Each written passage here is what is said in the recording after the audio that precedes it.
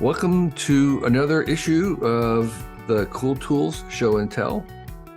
Our special guest this week is Casper Kelly, no relation. Hey, Casper, would you like to introduce yourself to our audience? Yes, my name is Casper Kelly, and I'm a writer and director of TV and movies that I guess have sort of a cult weird bent. And I'm a big fan of yours and very honored to be here. It's a real delight to have you. Thank you for volunteering. I really look forward to the tools that you're going to share with us. And what's one of your favorite tools that you'd like to tell me about? All right, I have 4 tools today, and 2 of them really are life-changing for me, but I'm doing those as the last 2. So I'm going to start off with some more fun ones. The first one is my one physical tool, which are these Chromadepth 3D glasses, which I don't know if you've ever played around with these, but they're different than the conventional 3D of red and blue, in that it's color-based. So warmer colors like yellow pop out crazy, and then cooler colors like blue are in the background. Okay. And it has more dimensionality. I mean, it's less flexibility than a 3D glasses, but it has it just works so great. And you can paint an oil painting and it becomes 3D if you know what you're doing. Okay. So I'm playing around with digital art doing this. Yeah. So you're holding up to your eyes a cardboard pair of glasses that have some, film, with clear film in it. And is the fact that they're made out of cardboard, is that significant versus just like a regular plastic frame? No, I got these from my friend. I think it's just for mass production purposes. Okay. I got this from my friend Shane Morton, who he does a haunted house and gives it to everybody who enters the haunted house. I see. So the walls are 3D. And you say it's 3D. I mean, you could say clear glasses, you look into the world, is 3D. There's some tinting going on, but is it actually making 3D out of something that's normally 2D? I'm a little confused. Can you explain that? It can take a flat painting, and the warmer colors like yellow and red it pushes how close it feels to you, and then the cooler colors like blue, it recedes it, and it's quite drastic. Like, I was at a theater and looked at some stuff, and the yellow stuff looked like 10 feet closer to me than the other stuff. I don't. It's interesting. I don't know how it works, but it's interesting that it creates that illusion. Right. So if something was painted where it was blue and close, and the far was yellow, then it wouldn't really work. Then it would probably just look odd to you, of like where all the dimensionality is reversed, right. and just look weird. Yes. So it just somehow assumes that warmer colors will be closer than distant things. Yes, I guess that's the limitation when you're making art for it, to take advantage of. Okay, and tell me again what they're called. They're called Chromadepth. Chromadepth. Yeah. So chroma, the color depth, and it's, but when you hold up, if you were to look at a clear white piece of paper, would you see a tint? I'm going to do it right now and see. No, it doesn't change the colors at all. It just changes the illusion of how close they feel. Wow, that is really amazing. I've never heard of that. Huh. Yeah. Cool. And so these are things you can presumably find on Amazon these days. Yes, and on here it says 3dglassesonline.com sells them as well. But Okay. It's kind of fun because I could do a painting project and try to do something that has dimensionality when I put the glasses on. I guess you would have to wear the glasses while you're painting to kind of. That's a good way. That's a smart idea. Yes. Right. Yes. Okay. Just so you know what was working and what wasn't. Chromadepth. Okay, well, that's something I didn't know about. Well, thanks for that. So what would be a second tool, Casper, that you would suggest? Okay, the next one, you may be, I'm a regular listener, and I don't think maybe you get this a lot, but It's an AI art site called Mage.space. And I like them because they don't worry about keyword. A lot of other like Dolly, a lot of other AI art places like Dolly have a lot of concern about, for example, gore or R-rated stuff. But as a filmmaker and just someone who is interested in images, cinematic images, I want to just let my dark heart run free. So this is a site that lets you basically do whatever. And I don't know how in deep you are with AI art, but it also lets you import other models, which are sort of a training set. And it also lets you import other LoRa's and other textual inversions, which are just sort of, they're little training sets that are specific, like mid-century modern architecture could be one, or a certain hairstyle. So it'll help the image nail that look. Right. So this, maybe we could just unpack some of that a little bit. So people might be familiar with Dolly or Midjourney or one of those now older ones. You say you can import a model. When you're importing a model, what does that actually look like? I mean, it's a file that you are just, is it a plugin? What does it mean to import into one of these? That's a great question. So there's basically two ways you can do it. Is you can have a model that's a file, and a model can be quite large, like 6 gigs or something. Or there's another website called Civit AI, CIVIT.AI.com. And they have tons of models. And you can just put the URL of that model in Mage.space, and it'll import it internet to internet. So it's a lot faster than importing it from your own hard drive. Okay. So when you are importing a model into something like Mage, or let's imagine that Midjourney could import a model, what is the advantage that you get from doing that? So there's basically sort of the basic models, which are I guess well, there's different ones, but the ones what open source ones that I use are basically Stable Diffusion 1.5 and then Stable Diffusion XL are the main ones. So you can use those, which are generalists and know a little of everything. But models are sort of specialists that are trained on a specific type of art or a specific type of imagery, so that you can dial in the look you want more specifically.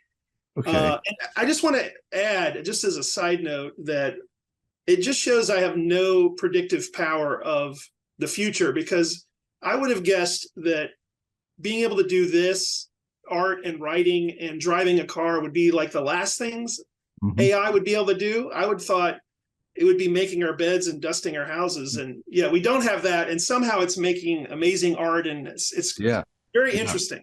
It is. And so going back then to, so you were importing a model because there's maybe more specific kind of knowledge about, like it can be, it might be, can you give me an example of how you might have used one of these imported models recently? Absolutely. Well, one that you'll see plentiful of on the internet is, like, some models are trained mostly on photography, while others are trained mostly on anime. So if you want to make anime, the anime model will probably work better for you. Because that's what it's trained on and sort of specialized in. Right. So Mage, is that more anime oriented? No, Mage is really just because these things take a lot of time to render.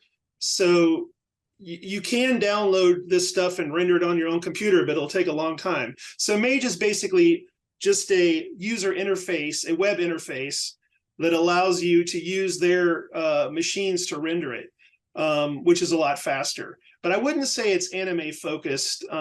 It can do anything, but I mean, you know how humanity is, so it's going to be a lot of what humanity is obsessed with. So, Sure, right. but it can be anything. Yeah. So I use, Midjourney and Dolly mostly, and they seem pretty good with this wide variety of things. But you're saying, well, if you really wanted to do anime, you might not be able to get everything you want on Midjourney. But it would, if you gave a prompt, it doesn't give you the refinement that this model might give you. What would you, if you're trying to make anime on Midjourney, what would you be lacking that this arrangement would give you? That's a great question. I think I haven't tried to do anime on Midjourney, but with Midjourney, I I I feel like it's somewhat developing a house style. Like there is a lot of variety in what you can make it do, but it's starting to form into a house style. And secondly, there's just a lot of restrictions. Like you can't say bloody. For example, if I want to do a horror movie poster, I couldn't do something bloody. So that's a limit. But yeah, Midjourney is beautiful, and to be clear, I think Midjourney is much easier to get good things out of the box. This is more, it's sort of like Apple to Linux. Mage.space, not quite, but Mage.space gives you more tools, but it's going to take more work to get what you want. Right. Probably. Right. Okay. So, so if you had special needs, then maybe you would, let's say you were into horror film, you get the model that's got a lot of blood in it, and you import it in. What were some of the other things you mentioned? You mentioned the Laurel. What's a Laurel? Or Allura, yeah, a model is sort of the big 6 gig. Well, maybe I should back up a little more because it's the weirdest thing to me in the world. Is basically they feed all these images to a machine, to a learning model that is tagged. So if it's an image of a football player, it'll say, quarterback for Detroit throwing a football, etc. So it feeds in millions of images. And the fascinating thing to me is no one has told the machine, well, when light is shining on someone, the glasses will have a reflection and there'll be a shadow on the face of the rims of the glass. It just figures out the patterns itself and then can recreate it. I guess I probably went on a tangent there, but I'm sorry. What was your question again, Kevin? I went on an ADHD tangent. oh, what's Allura? Oh, Allura. Yes, sorry. Allura is basically a smaller, more efficient, specific tool. Rather than doing you could do a whole model of mid-century architecture, but that may not be necessary.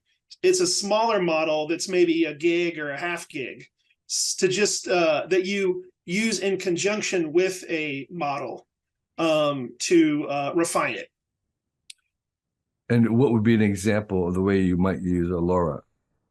Okay, like there's a bunch of them on Civit AI and Mage.space, but an example would be if you wanted to do something with a specific celebrity or like a specific type of hairstyle or a type of architecture or an artist style. For example, if you wanted to do something in like the style of a Mad Magazine cover from the 80s, there might be a Allura that is 1980s Mad Magazine covers, and it's trained just on that. So that'll help you. Or a good one is like if you like a stormtrooper uniform, the generic models usually will do an okay job but not great. But if you use the Allura, it'll look exactly like a stormtrooper uniform, if that's what you want. Interesting. So it can and well, that's interesting to see how that even works. But you're saying that is something that is more like a plug-in to yes, and you can use multiple ones or a filter. You can use 4 or 5 as well. Yeah, it's kind of like a filter almost. And so yes. That's interesting. And are people selling these Lauras now at this point? Not that I've seen. I think it's still sort of a free uh, thing that people are making for fun and exchanging. Although I actually do believe Mage.space, for the models, if you submit a model, I believe you get some kind of royalty or residual for people who use the model. I mean, I remember there was a prompt marketplace where people were buying, selling prompts. So I would have to imagine that they're buying, selling LoRa's. What was the third one you mentioned? You said there's models, there's LoRa's, and then there was something else. Oh yeah, textual inversions, which are simply a even smaller than a LoRa. They're like hundreds of megs or 10, and they were invented before LoRa's, as a way to dial in art.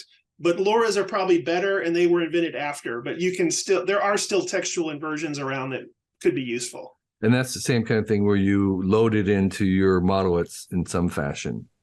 Yes. And then in the prompt, it'll have the name of the LoRa. It'll automatically put in the name of the LoRa and the keyword that sort of triggers the LoRa to work. Interesting. Yeah. Okay. So, oh, and one last thing is the Mage.space also does short videos as well. It can produce videos from a prompt. Yes. And I've lost track, but was Mage what you were suggesting as a cool tool? Yes. And is it like a open source thing? Or is it a subscription, or what's the economics? Oh yeah, it is a subscription. I think you can do a little bit for free, and then for $15 a month, you can do unlimited art as much as you want. And then for $30 a month, that's when you can import LoRa's and textual inversions. They have plenty of LoRa's already, but if you want to import some other ones, for $30 you can. And one other quick thing I want to say is I've even hired on Fiverr someone to teach me how to make my own LoRa's. Like there's just a weird artist I like, and I don't want to rip them off, but just for my own fun, I would like, if there are artists that died 50 years ago, I'd like to imagine what it would be like if they were doing contemporary stuff. So it's fun. And were you able to find someone to do that for you? Yes. And what's involved in that, where you would say, well, here's the 120 images that I found by the artist. And you how did you know? That's about the right number. Right. It's 120. And then he tagged it for me. You have to tag it, which means basically describe it rather thoroughly. So the computer, the algorithm can, So I wonder if he would use the describe function in Midjourney, because that's very good at generating a description from the. Oh, that's interesting. I wonder if he did, because that's probably, it wasn't very expensive. So I wonder if he did automate it. Yeah, well, that's the first thing I would do is feed all the into Midjourney. They give you 4 different descriptions for each one. So he describes them, and then he produces a LoRa or a model for you. He can do either, but in that case, it was a LoRa. Okay. And it was I was interested in this old Mad Magazine artist named Will Elder, who drew Mad Magazine back when it was a comic book, and I just love his style. So I was curious. Yeah. So. And did it work? Yes. Yes, it does. It's crazy. It's so fun. And as an artist myself, I have conflicted opinions about it, but it's just a fun hobby. It relaxes me. And how many Facebook? And how many people how many artists are doing their own work that way? Oh, that's a good question. I only know of I'm sure there are many, but I only know of a handful on Instagram that I follow.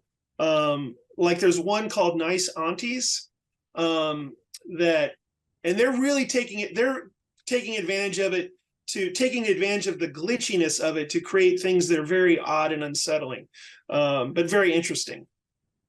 And in this case, they could very well, claim authorship without any hesitation, right? Well, that's interesting too. I feel like they should be able to, but that's a whole sticky thing. And I guess a judge recently said you can't. Yeah. But then again, how would you know if you? No, I think. No, I think actually when humans, I think what you can is assign the copyright to a non-human, but I think the humans can claim copyright to it. Okay. What hasn't happened is you can't assign the copyright to the AI or to the non-human. Okay. Got it. But yeah, that's really cool. I like the idea of developing a lore on your own work. Yes. There are people on Fiverr that can help you because honestly, Kevin, it's not easy yet. There hasn't yet been a lot of people interested in making it user-friendly for non-hardcore hobbyists. That hasn't come yet, weirdly. So I tried to learn it myself, and I'm like, I can't even find a place to, like, how to make a lore Reddit, and it's like I can't find anything that I can understand. Yeah. Well, maybe this is people here listening who can help make that happen. Yes. So Casper, that's really great. So Mage and then Laura's, and using Fiverr to generate a lawyer. What's the kind of keywords that you would use to search for the right person? Oh, on well, I used making a Laura, but there's apparently it's very different. This is so in the weeds, but making a one for Stable Diffusion 1.5 is very different than making a Laura for Stable Diffusion XL. Okay. And I chose XL because it's much more high def. Okay. So you have to. But there's less of those because that's new. Yeah. All righty. Okay. Well, thanks. So tell me your second or your third. All right, the third one. Now I'm on the two life-changing ones. This first one might sound silly. The other one, the last one is why I wanted to do this podcast, besides the fact that I love it. Yeah. So the next one is tinyhabits.org. And I should double check that and make sure that's right. But it's this Professor BJ Fogg who studies habits. In Stanford. What's that? He's at Stanford, I believe. Yes. And he offers a free class that's run by volunteers on the program of creating habits. And I, using the old Odd Couple as a paradigm of Oscars and Felixes, I'm definitely an Oscar where I just don't feel like I have good willpower. So I have enjoyed it. And here's the kind of silly part: is BJ Fogg talked about a specific habit he started of. Let me back up. Actually, a habit needs a trigger. Then it needs to be very simple, and then it needs a small reward, and that's. You need a trigger to remind you to do it, and then you need to do it, and then it needs to be very easy to do, so there's no resistance, and then a small reward. So the one he does is every time he goes to the bathroom, when he comes out of the bathroom, he'll do push-ups, and then when he's done with the push-ups, go yay, and it just very quickly became a habit. So I decided to do that, but instead of push-ups, I got these weights. So I lift weights, and it worked so well that I've had to keep buying more weights because I don't want to sit there doing 50 reps. I have to get a heavier weight. Yeah. And it also had the unintended consequence, because I was doing it for my arms and stuff. My back is a lot stronger, and my posture is better, and I have more confidence. It's the craziest thing. So that really changed me. So, and it's so easy. It's automatic now. I'm just daydreaming while I'm doing it. I don't even think about it. Right. So I'm but the class will help you design the habits for you that work for you. And it's called Tiny Habits? Yeah, I'm going to double check that right now. I think it's tinyhabits.org. But that really changed my physicality. In that same space, did you happen to read Atomic Habits? Yes. They are very similar, and I'm fans of both of them. But this one is kind of cool because it's got a free class run by a human being that you can talk to. So yeah. I see. Is the advice and program very similar between the book and the class? Yes, and it's not really a secret. It's very public, and it's similar to Atomic Habits as well. But it has been good for me. Yes. Okay, great. Tiny Habits, a free course online. That's really great. Yes. Casper, what's your fourth pick? Okay. This one I've known about for probably 2 years, but it just sounded so ridiculous. But I had a career coach that said I should try it, and it's called Focusmate.com. And it's for procrastinators, which I don't think of you as one, but I bet you some listeners are.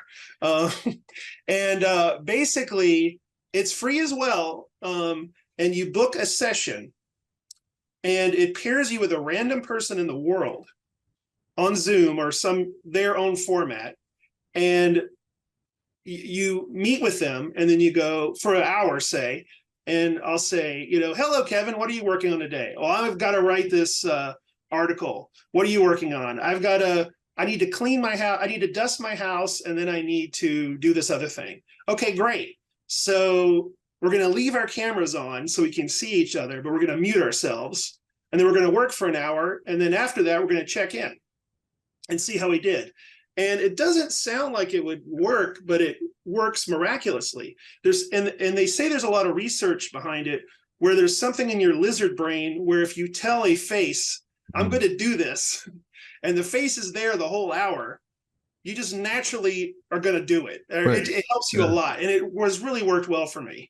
Huge. So it's like some accountability in a kind of a weird way. Yes, but not, the usual accountability is like, oh, you're going to get in trouble or something. But it's not negative. It just works. And also it had another thing where it gives me faith in humanity, the people I'm meeting. Like, it's crazy. It's like a student in China. I met a pastor in Austria who was working on his sermon, or people in Boston, or just all over the world. Or someone in Australia wants to clean their house, and it's fun that way too, because it's all people that are ambitious and procrastinate a little and want to get things done. But I thought there's a little bit of a paradox where, okay, I'm procrastinating, so I'll just talk to some random stranger for an hour. That will cure it. That has not happened. I've gotten a little chatty, but basically culturally, the talk is 1 minute, 2 minute tops, and then you get to work. But yes, there are people I've wanted to talk to. But the idea is that there is some accountability. There's this other person who you've made a promise to. Basically, you've promised to somebody, I promise to work on this. And, and then you have to face up to them. Yes. But I can't say it enough is I've had other tricks like that, but this one feels so effortless. I don't feel resistance anymore. So I don't know why it works so well. I don't, but because I've done that with friends of like, I'm going to give you a script tomorrow, and it's still hard, but this isn't as hard. I don't know. But also it sounds like you have to do something with less than an hour long. You can book for a half hour, an hour and a half, but there are people that chain one after another. So they're like, okay, I've got to run to my next one, but good talking to you. And also economically, you get 3 free a week. And you don't even have to put in a credit card, so you can try it. But then for $10 a month, you get unlimited. And after the very first meeting, I signed up for unlimited. That's how much I liked it. It really helped me a lot. That sounds really great. And that's, again, the name of that is called what? Focusmate. Focusmate. Focusmate. Yeah. All right. Focusmate. Help you focus. Yes. Wow. Okay. Well, that's fantastic. 4 great tools I didn't know about. Thank you so much. That's a real treat to have ones I didn't know anything about. So, Casper, what's something you want to share? Do you have a passion project or a mission or cause that you're working on, or something you want to share with our audience? I probably should. I'm just writing movies and TV shows as much as I can, and because I just love it, and because I know you can relate to this. I just want to make as many things as I can. I just love it. I love making things. So I'm just happily doing that. And I'm probably not supposed to talk about any of it till it comes out, but yes, I'm happy. And thanks to Focusmate, I'm working on these things. I know a couple of friends who are screenwriters and stuff who've written many things that they have had which they have sold, and none of them have been made. Yes. Have you been lucky to actually work on something that has been finished? Yes. I've been very lucky that most things I've done have gotten made. And for a long time, I worked at this network called Adult Swim. Yeah. And I was an employee and I just made things. And it was sort of like the old studio system, which I would argue might be better for a lot of artists, where you're hired as a screenwriter and they just work your ass off writing one thing after another, but they're going to all get made because that's the business. That they're not paying you to not do that. Right. And So also it's a reliable check too. yeah, exactly. So I love that, and so I've gotten a lot of stuff made. Probably the two best known are this viral video. It's almost 9 years old now, called "Too Many Cooks," and then You were involved with that? yeah, that's me. Yeah, I made that. Oh, you know about it? That makes me happy. Oh yeah, yeah. And Okay. and then there's a movie called Mandy, a Nicolas Cage movie that I did the Cheddar Goblin sequence, and The what sequence? there's a commercial for mac and cheese with a mascot called the Cheddar Goblin. If you Google that, there's a lot of inside the movie. Yes. And then just recently I did some Star Trek shorts, so I'm getting to do a lot of fun stuff. And are these generally have a comedic aspect to it?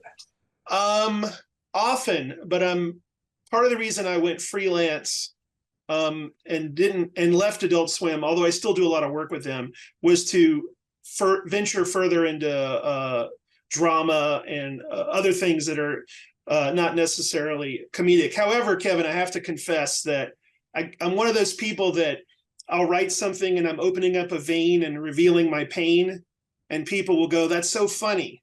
So I think it's probably built in that my point of view must be comedic, even though what I think I'm doing is very sad and personal. Yeah. I have the opposite thing. It's hard for me to be funny. Oh, really? Yeah.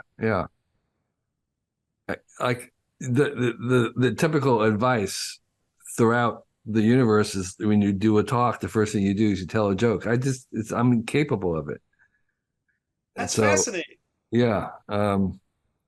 Well, It hasn't stopped you because I've spent many hours listening to you, though. So. Yeah, well, good. Thanks. That's a relief to hear. The things and so you're writing a lot, and is there do you have a website that people can where you list what you've worked on, and if people want to track it down? It's pretty minimalist right now, but I'm working with a designer to redo that, but it's casperkelly.com. Mm-hmm. You can see everything I've done. I wrote a book of short stories that's for sale. So Okay. yeah, there's links to everything. And I think that the center of the culture has moved away from text and books to the moving image as the center of the culture. Movies, YouTube, TikTok.